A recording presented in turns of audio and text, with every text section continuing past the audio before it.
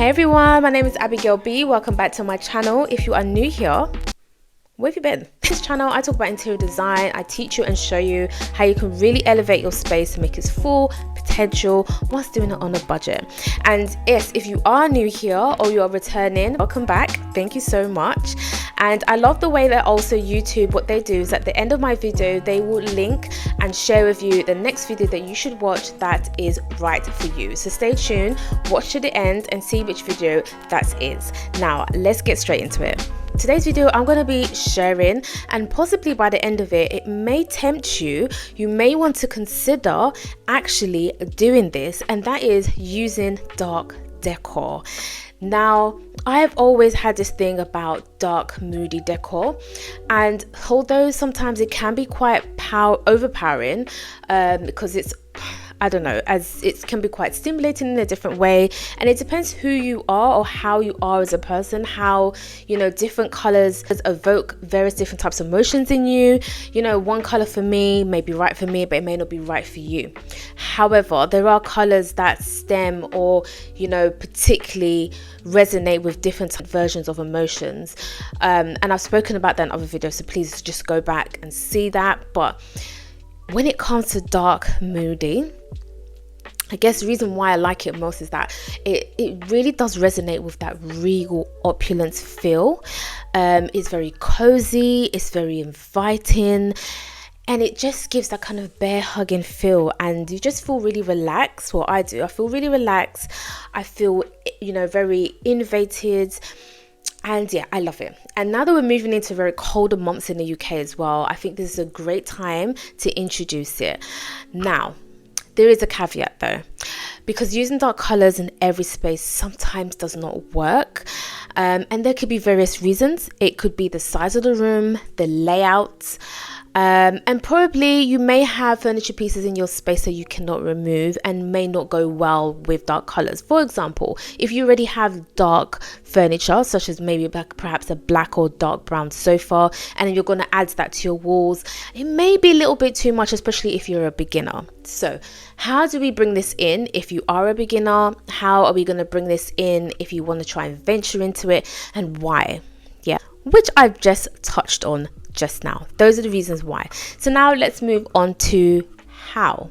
With dark colors, if you do have quite a large room with good light source, you may want to start with just maybe doing one wall. Perhaps that may be your TV media wall, or a wall where you want to bring attention to. It may have some artwork there, might be an entryway, or even in your kitchen, maybe it might be some of your cabinetry area. So if you just want to bring attention to that space, go with that wow, dynamic, you know, factor of a dark color in there. Dark colors may be perhaps black, brown, anything, any type of color you like. All you need to do is just dial that, you know, the volume down. So you're going a bit deeper with it. You know, you're bringing down the hue of the color. And in design principle, we talk about shades, which is a mixture of white and black. So that's like a gray tone in there. And you're just bringing that down slightly and just making it seem much more subdued and dark. And I've just shown some pictures of variations of that. So bringing these types of colors in any type of shade that you like, and bringing it in a feature wall is a good introduction. Another way you can do it is bringing it in with your soft furnishings, so like your cushions, your throws, you know, the usual stuff, you know, your carpet. Is really nice in doing that. You can also bring your space with like some artwork, and even if you didn't want to paint but you still want to bring the darker shade in, you can perhaps go with wallpaper. And as I've spoken about other videos, I've seen it before, but I've done it in my own space, and I'm really excited to do it again. Putting wallpaper on your ceiling, so you can have wallpaper on your ceiling with a darker color. And again, don't be scared, it's not going to feel like it's enclosing in. Sometimes if you pick the right pattern and design, it may even feel like the ceiling is still rising and continuing, and which will make the space look bigger. So these are the ways of how you can kind of introduce it as a beginner. Now we've skipped that stage. You put it in your space, you know, as a beginner, or you know, your intermediate level. Now you're like, you're loving it. You're like, yes, I'm getting this. How else can you bring a little bit more color of, you know, a little bit more darkness into your space? Now, I would say, and I'm really excited this one because I'm doing it in my space right now, and if I was able to push a little bit more boundaries, there are some inhibiting factors, but if I was able to do it, I will definitely push the boundaries and do it on all four walls by doing color drenching. Now, it is a trend, and I do feel like it's quite classic because most of us do it with more brighter colors. So why are we scared of the darker ones? You know, it's the same thing. So yeah, just going all in now, or perhaps having the feature wall and taking it up into your ceiling, or doing it the other way around and bringing darkness to your flooring. So having like dark or medium shade oak is so nice. Following on from there, when we're talking about wood, walnut. My absolute favorite. As you can see, we have walnut right here, exhibit A. Walnut is a very good choice because it's not too dark and it's not too light, and just that medium of shade that it brings just really adds that beautiful balance, and matching it up with anything that's slightly lighter or a darker shade goes really well with it. So it's a really good point to start with. Plus, it gives that kind of regal, rich, expensive feel because most furniture pieces made from real walnuts are quite expensive, but you can get some that are coated with the color or painted in that walnut shade, or maybe a lesser quality material, so you can still bring it in without spending so much and still gaining that very opulent look with the walnut touches. Absolutely divine.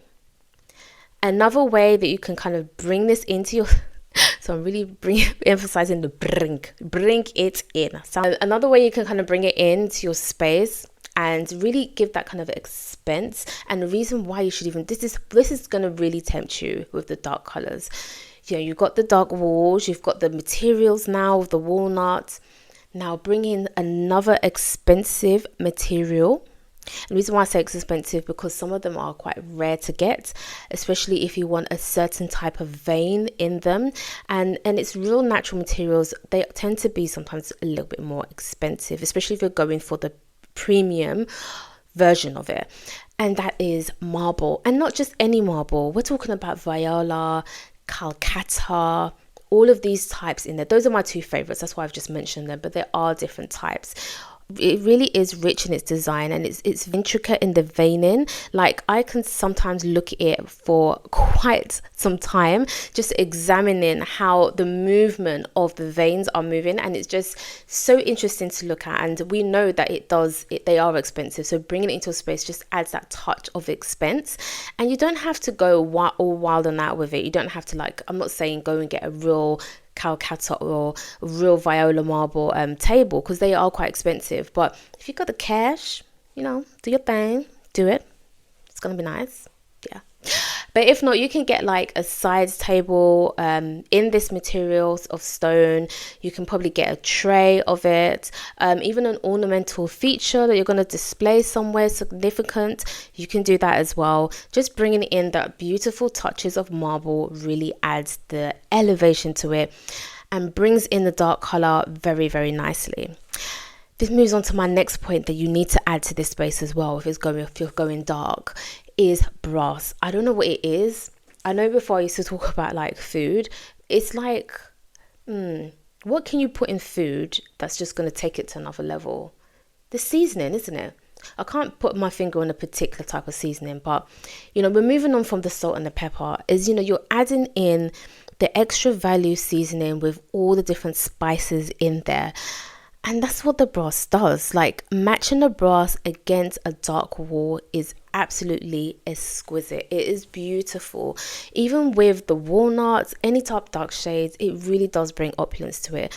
So just try and do this as well. Again, it doesn't have to be anything elaborate. It can be wall lights. It could even be your ceiling lights. It could be a vase. If it's in your kitchen, maybe you want to think about the finishing touches of your handles, bringing it in that way. Absolutely divine. And it really does take it to another level than just having the dark walls. You know, we're bringing in and heightening the expense of this look. Now your walls are dark. The room is looking dark. It's looking cozy. It's looking, you know, luxurious. But we don't want it to be too dark that it's it's not lit and there's not much illumination in there, because over time it may become a bit too suppressive and it may change your mood from that kind of innovative cozy vibe to a little bit of depressing. So you need to bring in sufficient light. Now, if you have a room that has good light source, then that is amazing. Medium light source is also good, but think about your ceiling lights and your wall lights. Make sure that perhaps you want to go with like a warm color.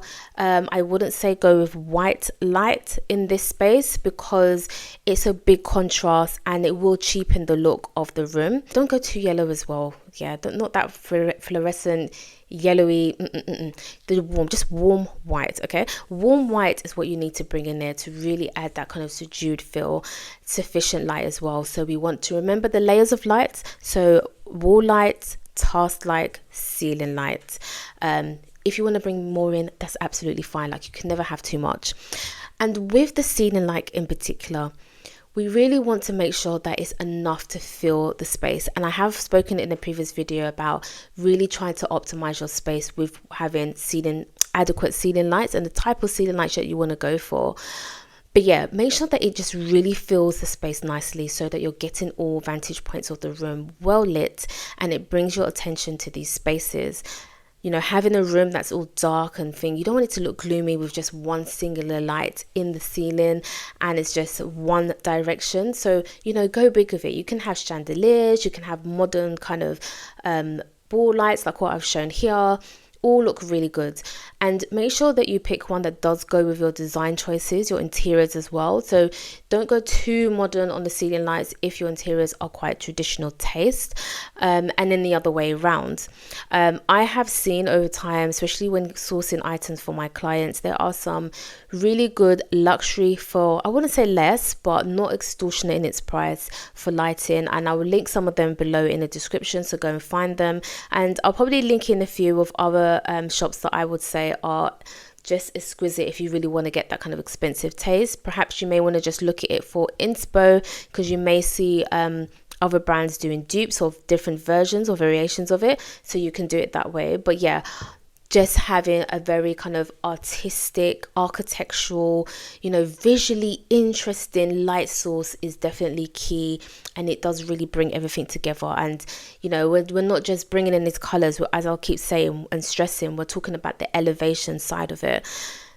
So nice. And don't forget to always try and have a mirror, especially facing the window, so it bounces off reflection of light, because I don't want you to apply this and it just looking, you know, not capturing light, especially if you have a kitchen or a living room or bedroom that's north facing and doesn't have as much light in there. You don't want it to be a space of just doom and gloom. So these are ways to just try and like lift it up, elevate it, and allow it to be inviting. Now, I hope these tips were helpful. I hope it's making you consider, especially with some of these pictures. I do think this is a trend that's soon to come in 2025, because I'm seeing it quite a lot, and there's going to be like a remix of it as well, with people's personalities really shining through. But I'm loving it. I really do love it, and I'm so happy that more people are venturing into this and being more experimental and pushing those boundaries a little bit more. You know, we're not being so conservative and you know, one must do this color. We're not trying, you know. No, we can't do that. Like, just do it. Like, what's the worst that can happen? Like, if you don't like it, just paint it back. We've got time. Like, just do it. Have fun. So yeah, I hope that did entice you, and I can't wait to see pictures or comments below or say, yes, I've tried this in my home. And yeah, happy colouring dark, or happy, yeah, colouring. Make sure you follow me on my Instagram. I forgot to say that in the beginning. And make sure you come back for another video. Bye.